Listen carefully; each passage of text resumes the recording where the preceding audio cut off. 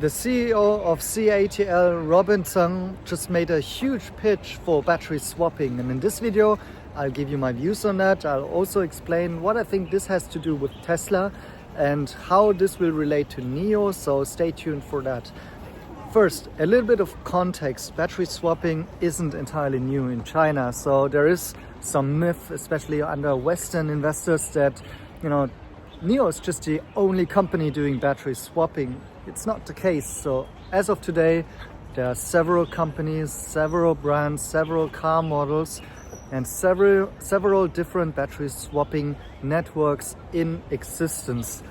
It's only that NIO is by far the biggest battery swapping station infrastructure provider and brand with the single user base of users that are using battery swapping, and it's the main USP for NIO cars.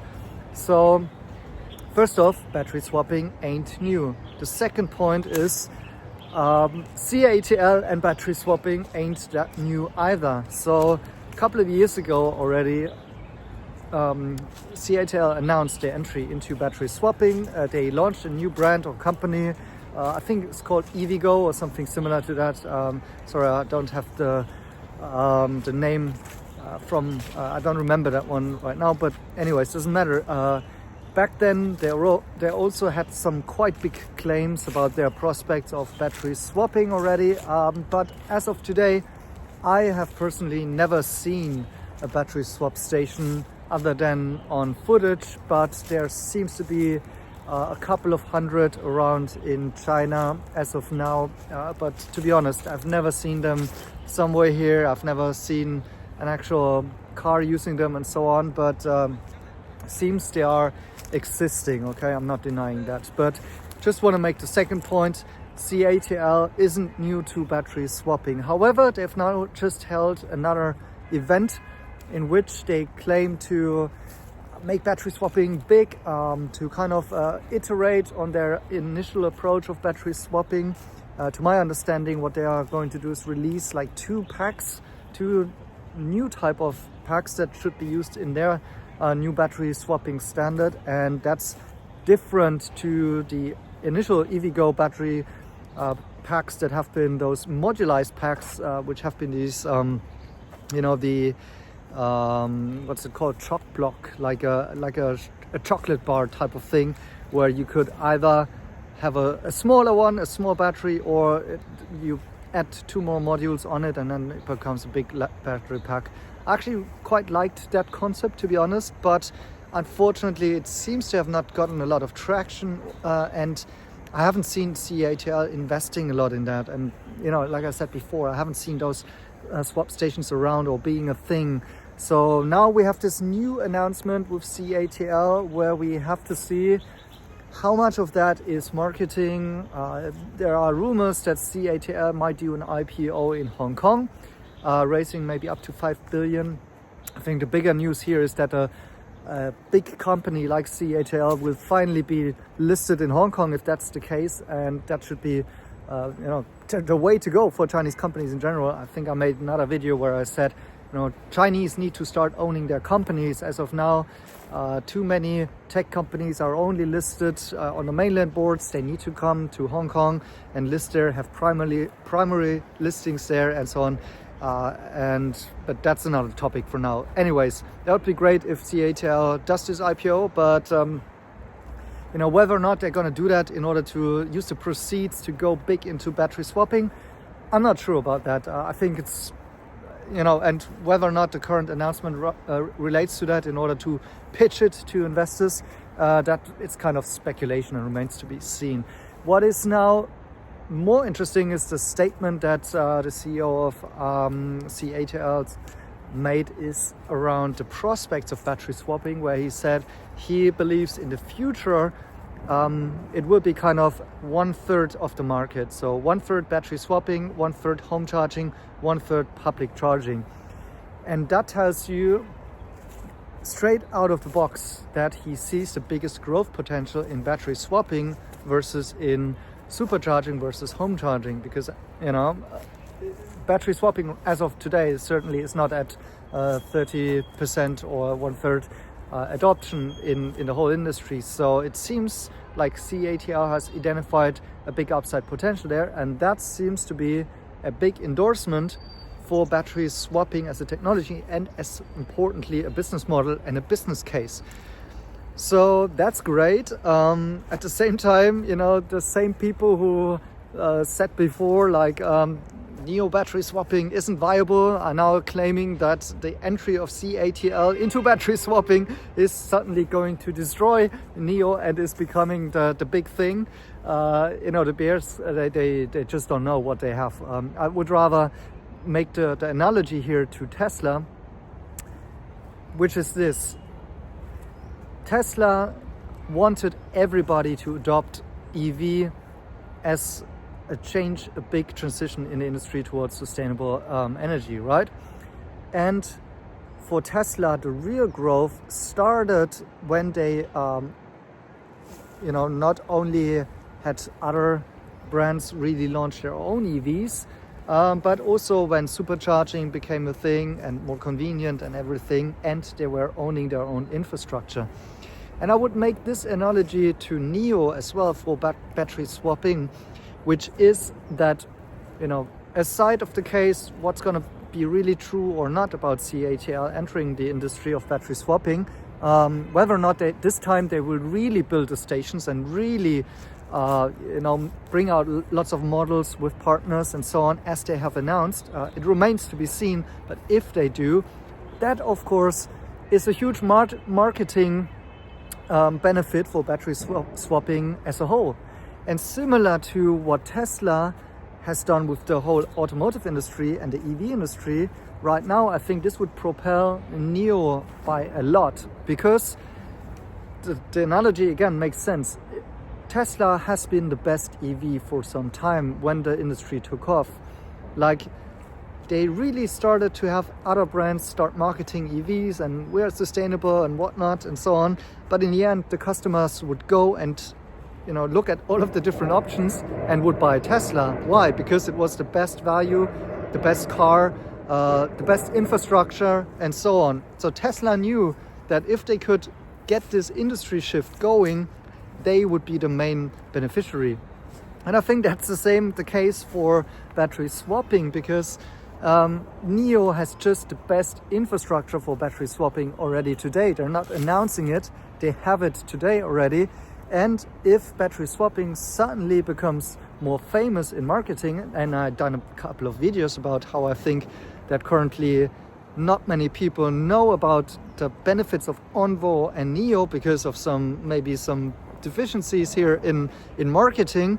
If now suddenly somebody else like CATL and all of the other brands start doing the marketing, then battery swapping suddenly becomes a thing, and people would start exploring and would suddenly see that, well, there is a leader who's got over 2,800 battery swap stations already, and they are actually pretty damn nice cars, and also very affordable in some instances, like with Onvo. So that I think would lift not only all boats, but the main ship, NIO, directly, and even more so.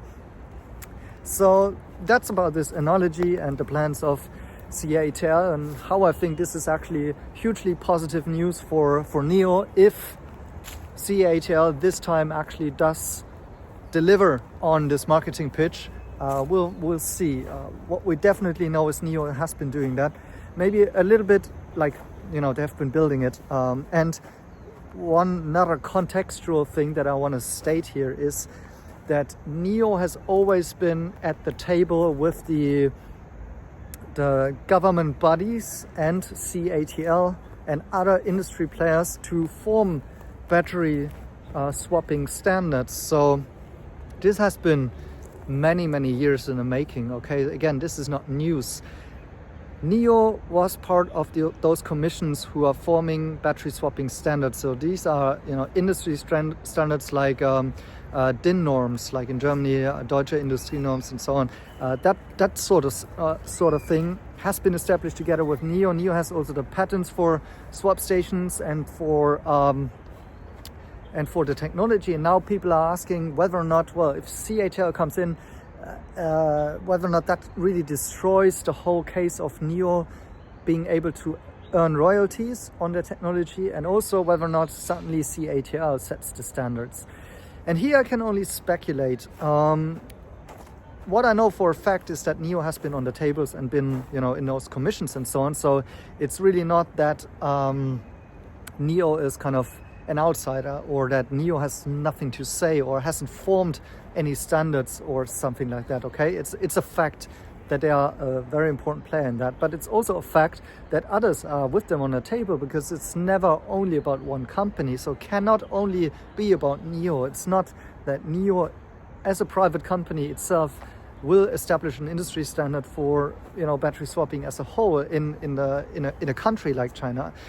So you also need to think about monopoly rules and antitrust and stuff like that. Okay, this has to be a consortium and stuff. It is in the interest of whole China to establish a standard with important players, and NIO has been the pioneer for that. Okay, but they cannot say that, look, we are the only ones who have the technology and we only set the standards. That's not going to work. That's not going to happen, and that's not what happened in the past and now. And so certainly it will also not be just CATL coming in and dictating the standards of battery swapping in China. Instead, what we now have is more competition, more people entering it, and the whole industry getting a lift and going bigger and bigger. And now to the speculation part, how this could lead ultimately to swap standards, and how, what's the interplay between CATL and NIO, which, by the way, CATL is one of the big investors into the battery asset management company. So CATL not only has the economic interest of NIO to succeed with that, because otherwise they will default on the battery asset management company with all of the battery assets on it, and CATL will lose that money. It doesn't make much sense, right? But also they have the insight into what NIO has been doing, and possibly that must be one of the big reasons why they're now pitching big for battery swapping, because they're seeing what's happening and see from a business model side that this is working, and also from a user side that the adoption is there. And that's again just for the relation between CATL and NIO.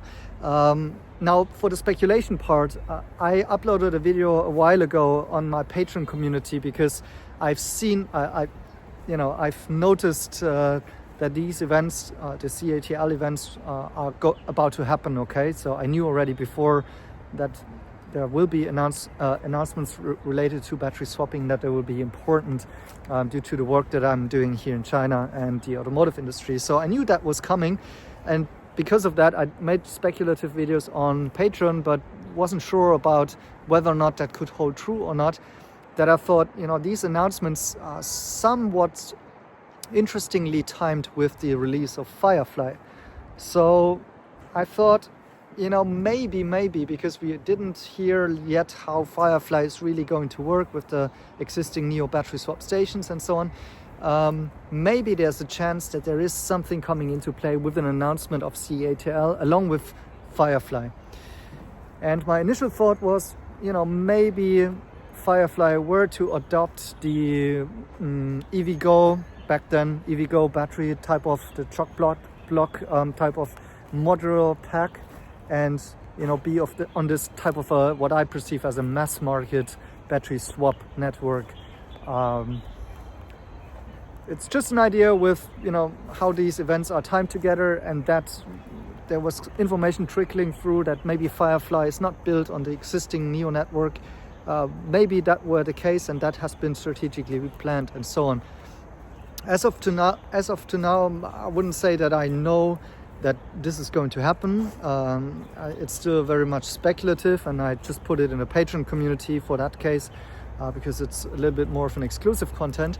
But what I know, or how I would say this has become less likely now, is because of the fact that I think it sounds a lot to me that the CATL announcement with those two new battery packs are based on a much different technology than what NIO is working on. So NIO, including I think Firefly, is more in a premium to luxury segment in general, and is using a technology I think that is relying on liquid cooling, meaning the battery packs for high performance applications need to be cooled, and that's done best with liquid cooling. And there needs to be, and by the way, that's also quite technical, a proven good way of, when you switch the battery to kind of turn off the liquid cooling, switch out a battery, get a new battery in, and get the liquid cooling done and going without any problems and without any interruptions in that. And I think that's where NIO has lots of experience and where they excel with their NIO and Onvo brand. And I think most likely they might be doing the same for Firefly. And that's where it's so speculative, as we don't know much about Firefly yet, so nothing much about the battery swapping and also not what the car is really going to be. I can only speculate right now, and I will of course learn about it on NIO Day very soon. But it sounds to me like with the positioning that I'm now hearing about, that NIO is planning to position Firefly against Smart and BMW's Mini brands. This tells me a little bit more, and it's quite a bit different from the picture that I initially had in my mind, that Firefly, despite maybe a lower price, isn't entirely about just a mass market brand. I thought it might be, something like the 25k Tesla low-end car, and this is finally a very, very cheap car, and that's kind of the young, very, very affordable brand. And yes, it's going to be a young brand, and it might be affordable. However, if they're really going to go against Smart and Mini, which I think are selling around 300k in volume annually, so it's a sizable market there. But then this doesn't sound to me like they are gonna build a second BYD or a second low-cost brand here. Instead, it still fits a lot this higher premium to luxury image that NIO is in, and it's more like what Smart is to Mercedes and Mini is to BMW.